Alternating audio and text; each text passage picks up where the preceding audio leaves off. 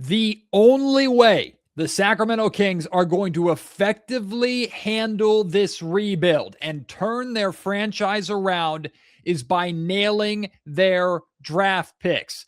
But how good has Scott Perry been in the NBA draft over his career?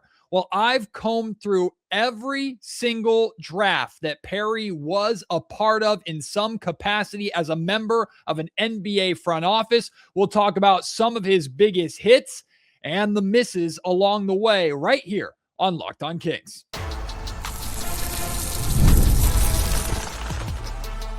You are Locked On Kings, your daily Sacramento Kings podcast, part of the Locked On Podcast Network, your team every day.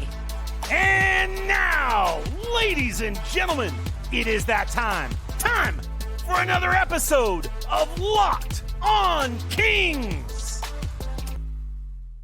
Hello and welcome into Locked On Kings, your podcast hub for Sacramento Kings coverage all season long. This episode is brought to you by FanDuel. If you want to be right in the middle of the action this season, visit FanDuel.com and place your NFL live bets all season long. My name is Matt George. I have the privilege of being your host here. I'm a Sacramento sports anchor and reporter for ABC 10 News, and I, like every single one of you who have covered and followed the Sacramento Kings for the last 15 plus years, should be nervous about the NBA draft, because the Sacramento Kings have had a whole lot more failures than success stories in the NBA draft over this almost 20-year period now of the Kings not exactly being a model franchise in the NBA or in professional sports for that matter.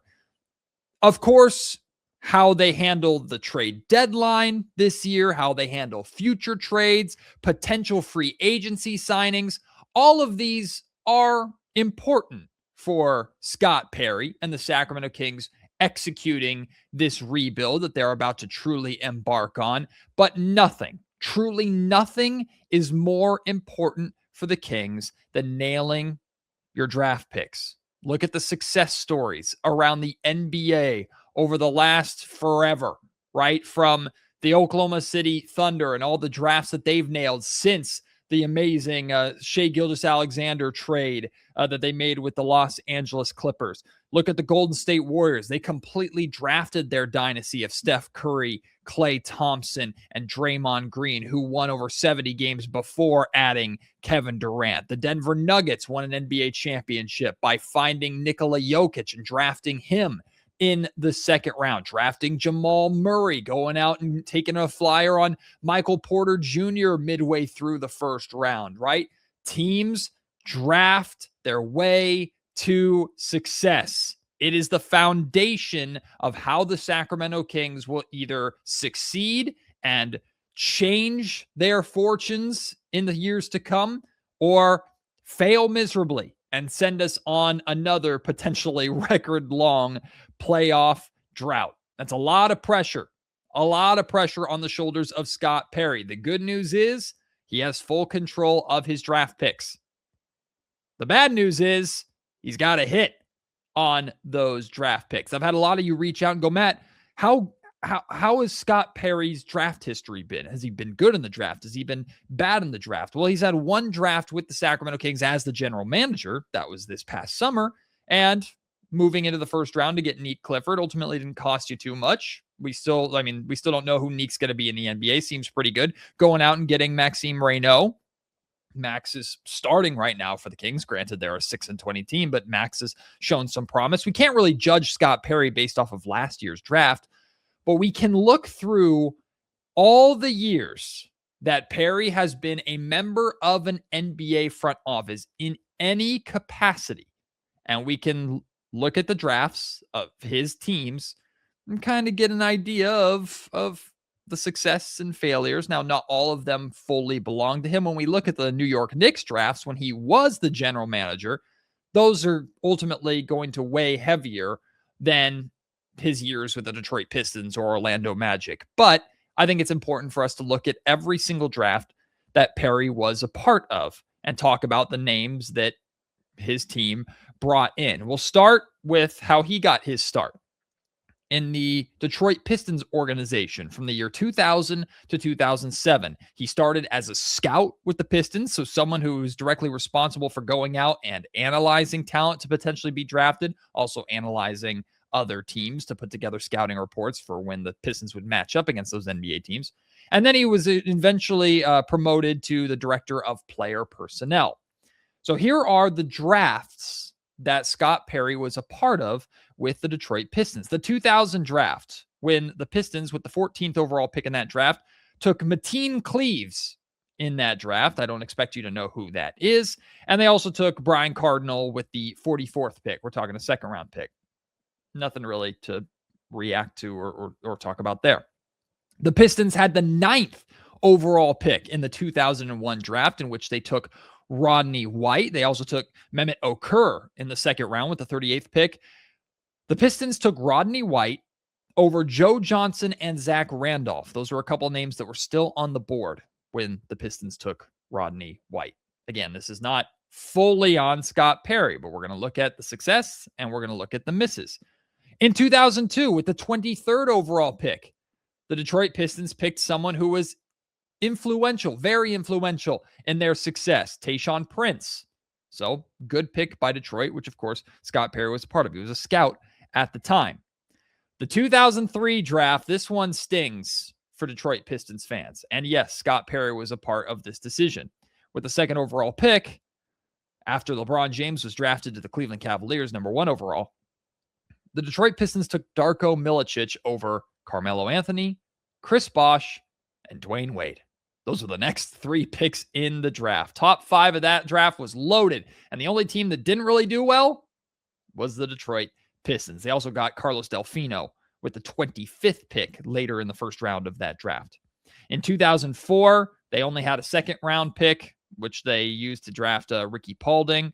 In 2005, they had the 26th overall pick to get Jason Maxiell. Also got Amir Johnson with the second round pick, the 56th overall pick in the draft. And then in 2006, the last draft that Perry was a part of with the Detroit Pistons organization, they had the literally last pick in the draft, the 60th overall pick, and they took Will Ballack. Don't expect you to know who that is. So that is his first stint with the Detroit Pistons, really how he got his start in an NBA front office. From that point, he headed on over to a franchise at the time known as the Seattle Supersonics, where he was just there from 2007 to 2008. He was the assistant general manager with the Seattle Supersonics.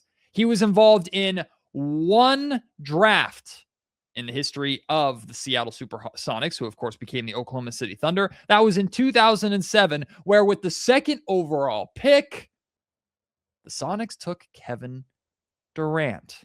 And if you read Scott Perry's bio, if you look it up online, Scott Perry was considered to be very influential in that decision to go out and get Kevin Durant. So that's a big hit for Scott. Again, he wasn't the general manager of the Sonics. He doesn't get full credit for it, but he was part of that, and that's encouraging. Then after his very brief stint with the Seattle Supersonics, he went back to Detroit from 2008 to 2012, where he was the vice president of basketball operations. Essentially, it's the same role that he had his first stint in Sacramento. It's like a high level assistant general manager position. It's a fancy title for essentially like an assistant general manager. You are the assistant to the basketball decision maker. And in 2009's draft with the 15th overall pick, the Detroit Pistons took Austin Day. In the 2010 draft, the Detroit Pistons took Greg Monroe with the 7th overall pick. That was with Paul George and Gordon Hayward still on the board. Greg Monroe had a decent NBA career, but that's a miss. In the 2011 NBA draft, the Detroit Pistons had the 8th overall pick, to which they took Brandon Knight, who had another meh NBA career. They took Brandon Knight over Kemba Walker, Klay Thompson, Kawhi Leonard, and Jimmy Butler. All 4 of those names were still on the board at the time that the Pistons took Brandon Knight with the 8th overall pick. So another miss there. Back-to-back rough drafts for the Detroit Pistons when Scott Perry was the vice president of basketball operations. Then he went to Orlando. We'll talk about his time with the Orlando Magic, his first stint with the Sacramento Kings, and then, of course, his years as the general manager of the New York Knicks. That's all still to come right here on Locked On Kings.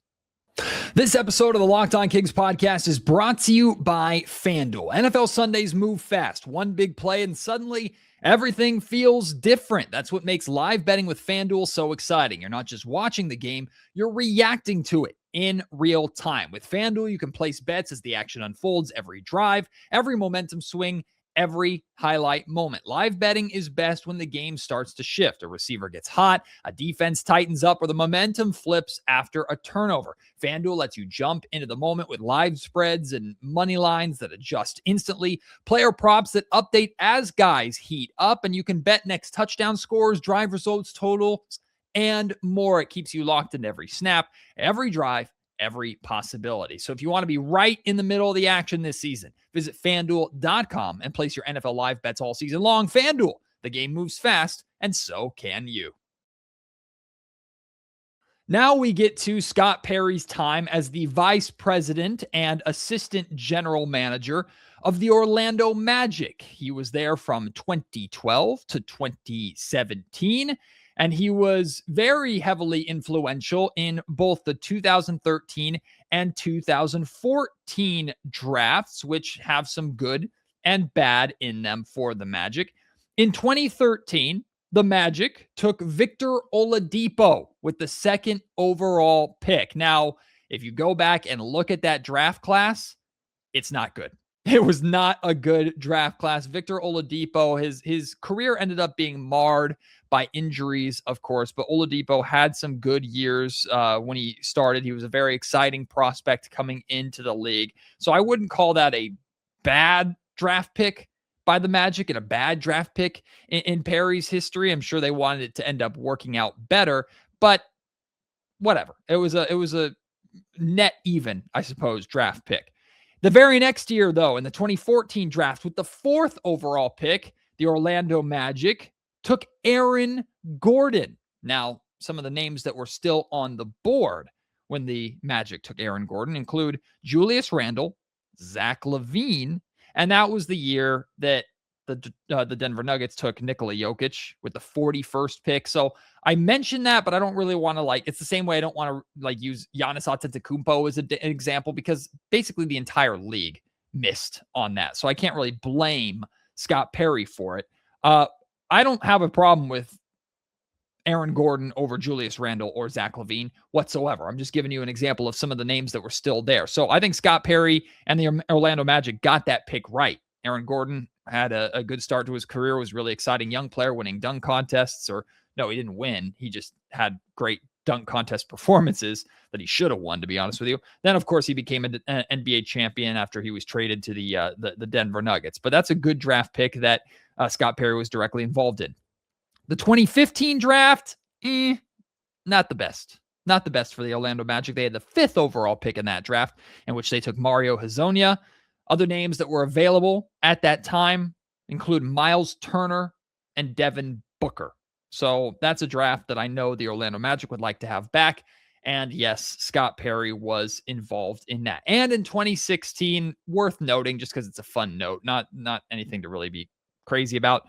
Technically, the Orlando Magic drafted Domantas Sabonis in 2016, but he was sent to the Oklahoma City Thunder. Scott Perry was a member of the Magic at that time. Again, he was not the general manager, so he was not the one that ultimately made the final say to draft and trade Domantas Sabonis, but still, there's a little bit of a Kings tie there. Speaking of the Kings, after his years with the Orlando Magic, he then spent literally a couple of months from April to July as a vice president of basketball operations, or should I say the vice president of basketball operations for the Kings under Vlade Divac. The only really thing he was a part of that offseason here in Sacramento was the 2017 NBA draft, where, as you should know, with the fifth overall pick, the Sacramento Kings selected De'Aaron Fox. So the best draft selection outside of Tyrese Halliburton, I suppose, that the Sacramento Kings have made in the last 15 years. Yes, I do include DeMarcus Cousins in that because as good as DeMarcus was, of course, it didn't exactly work out here in Sacramento, and the Kings weren't able to turn DeMarcus into something phenomenal necessarily. But outside of Tyrese, like the best draft pick that the Kings have had, Scott Perry was involved in with the selection of De'Aaron Fox. Then the reason why he left the Kings after just a couple months was because he got arguably his dream job or a dream job to become the general manager of the New York Knicks. This is where he was head honcho. He was the guy. So these drafts weigh the heaviest out of all of the drafts that we've looked through in the past. So here are the names that Scott Perry drafted in his time as the general manager of the New York Knicks. In the 2018 draft with the 9th overall pick, Scott Perry selected Kevin Knox.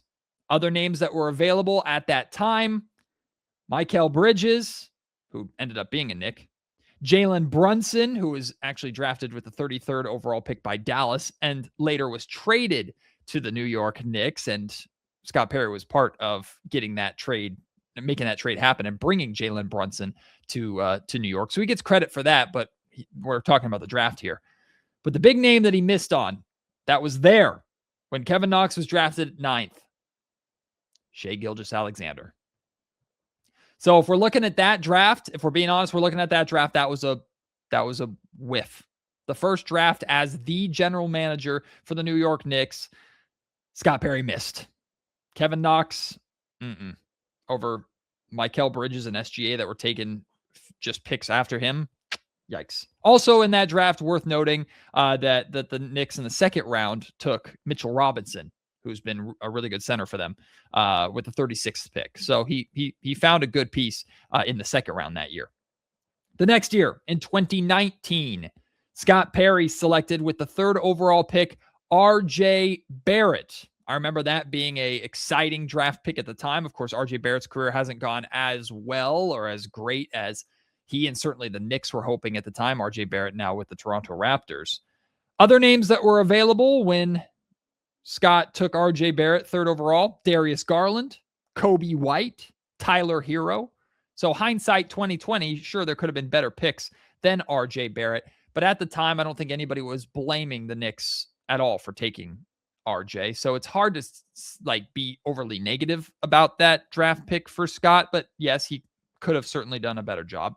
And then in 2020, with the 8th overall pick, the Knicks took Obi Toppin. And players that were still available when they made that pick, Tyrese Halliburton, who of course was drafted to the Sacramento Kings. Now, of course, there was the story at the time where Tyrese and his agents or his agent and his camp were telling teams not to draft him because he wanted to go to Sacramento. So that plays a factor, but still, you took Obi Toppin over Tyrese. And Obi, to be fair, became a very, very important piece of the Indiana Pacers. So he's a good player. Tyrese Maxey was also available there. And Tyrese Maxey didn't get taken until Philadelphia selected him all the way at the 21st pick. So it's not like the Knicks missed big time, because a lot of teams missed big time on Tyrese Maxey. But still, he was a name that was available at that range. So those are the 3 main drafts where the Knicks had first round picks, and all of them in the lottery, all of them top 10. And if we're being honest, Perry's probably he's kind of 0 for 3 in that. He didn't get a star really in any of those drafts. Good players. Kevin Knox, not so much. RJ Barrett, good player. Obi Toppin, good player. But no star, not the most inspiring of draft picks as his time as the general manager of the New York Knicks. If he were to have a 3-year stretch, 2018, 2019, 2020. So now let change those years to 2026, 2027, 2028. And he has top 10 picks in all 3 of those years, including the 3rd overall pick. And he walks away with those 3 guys. I don't think I should say 3 guys at the same caliber of those 3 names. Sacramento Kings are in big trouble.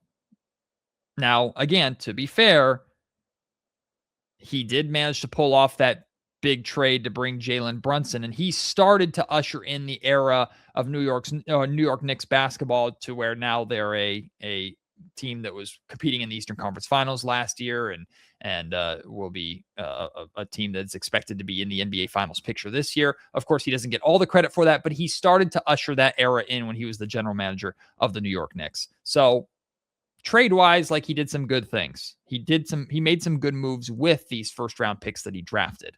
So that's encouraging. But again, that's the New York market, not the Sacramento market.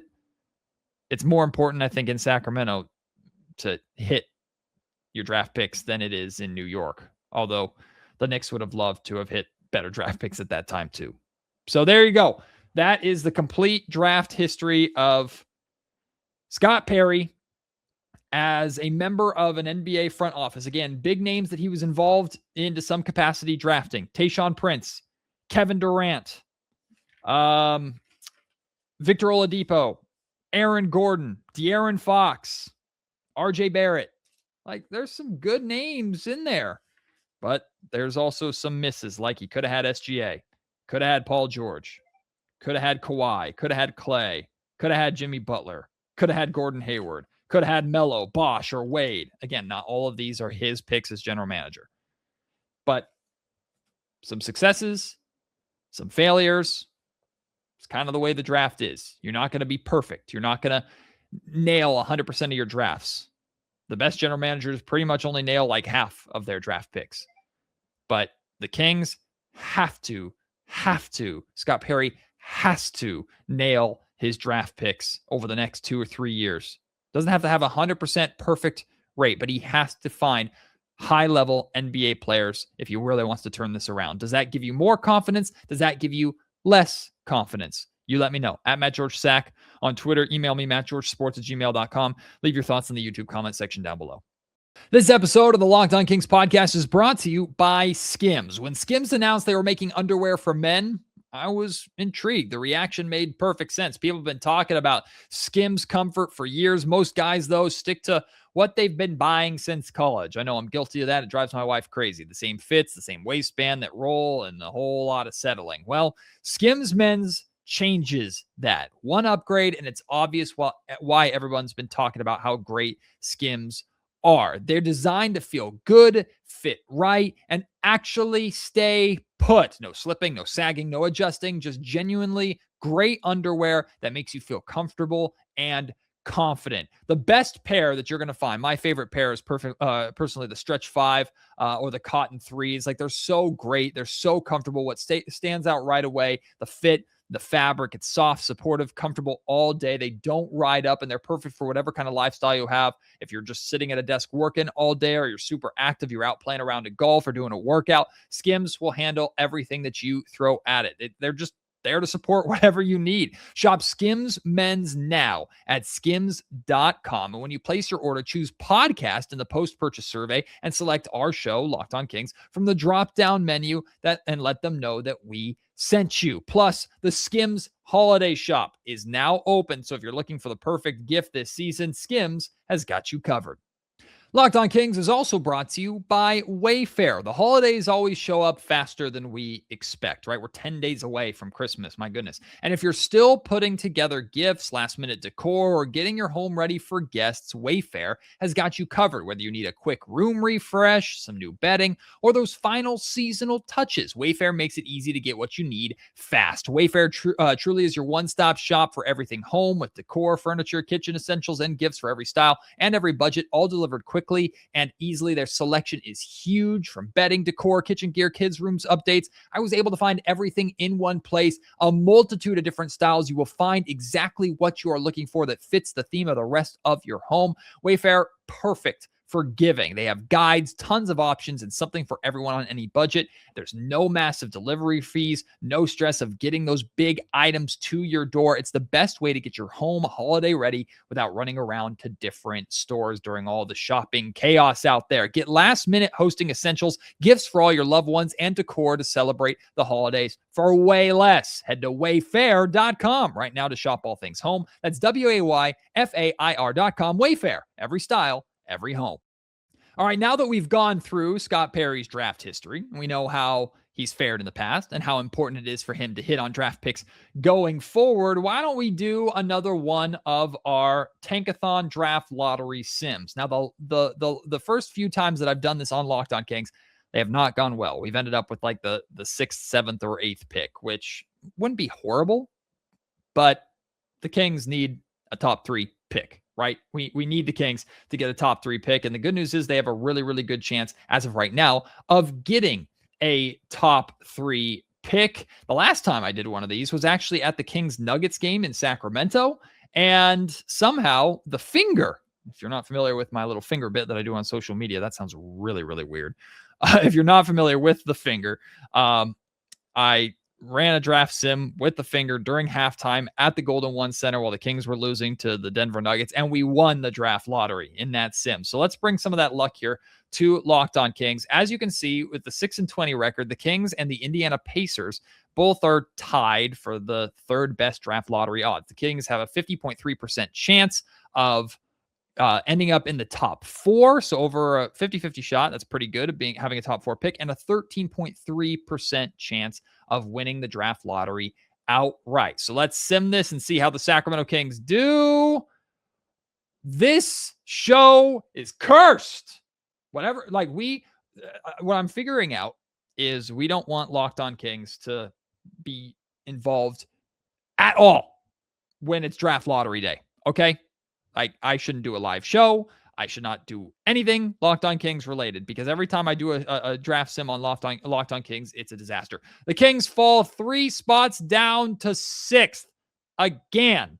The Pacers also dropped 3 spots down to 7th. So this is close to worst case scenario for the Sacramento Kings. The Brooklyn Nets, good for Jordi Fernandez. They would win the 1st overall pick. They move 5 spots up. New Orleans gets the 2nd overall pick, but that goes to Atlanta. The Oklahoma City Thunder, in this case, would have a better draft pick than the Sacramento Kings, which is disgusting to even say. Oh, and look, the Dallas Mavericks somehow, some way, magically end up in the top 3 again. Weird. Okay, well, I guess Tankathon is all about conspiracies. But there you go. There's our draft lottery sim of the episode, and we are like 0 for 4 at this point of even getting a top 3 pick, let alone the number 1 overall pick. So we're going to keep doing it, though.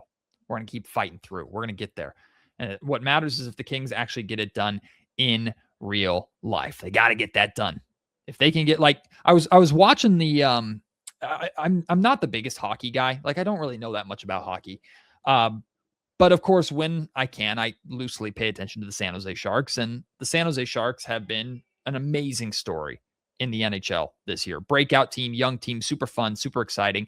And a handful of seasons ago, they drafted, or a couple of years ago, with the number 1 overall pick, they drafted the local kid, Macklin Celebrini. And he has completely revitalized San Jose, right? That team is fun. That team is exciting. And I just started thinking, like, daydreaming. Imagine the Kings get the number 1 or number 2 overall pick. And I know number 2 overall might scare some people because of Marvin Bagley, but hear me out. Imagine the Kings get a number 1 or number 2 pick, and they draft one of these young studs. And I'm not saying that right away everything would change and everything would be better, but just doesn't the idea, with how bad and horrible this Kings roster is right now, just the idea of having a potential young star to just get excited about, even if the Kings are bad for the next couple of years, just to watch him develop, doesn't that not sound like the greatest thing ever? Right? That's what I want for Christmas. I don't know how Santa can jump ahead in time and affect the draft lottery, but he needs to. Santa, give the Sacramento Kings bare minimum of top 3 pick, but we deserve number 1 overall. Give it to us. Let this be the year that the Kings get the number 1 overall pick, and then hopefully Scott Perry can get the pick right. Appreciate your support, as always, here on Locked On Kings. Again, you want to share your thoughts on Scott Perry's draft history, how you feel about the selections that he's made, hit me up. Let me know at MattGeorgeSack on Twitter. Email me, mattgeorgesports@gmail.com, or leave your thoughts in the YouTube comment section down below. Appreciate your support, as always. Can't wait to have you join me on the next episode of Locked On Kings. Until then, my name is Matt George. You've been listening to the Locked On Kings podcast, part of the Locked On Podcast Network.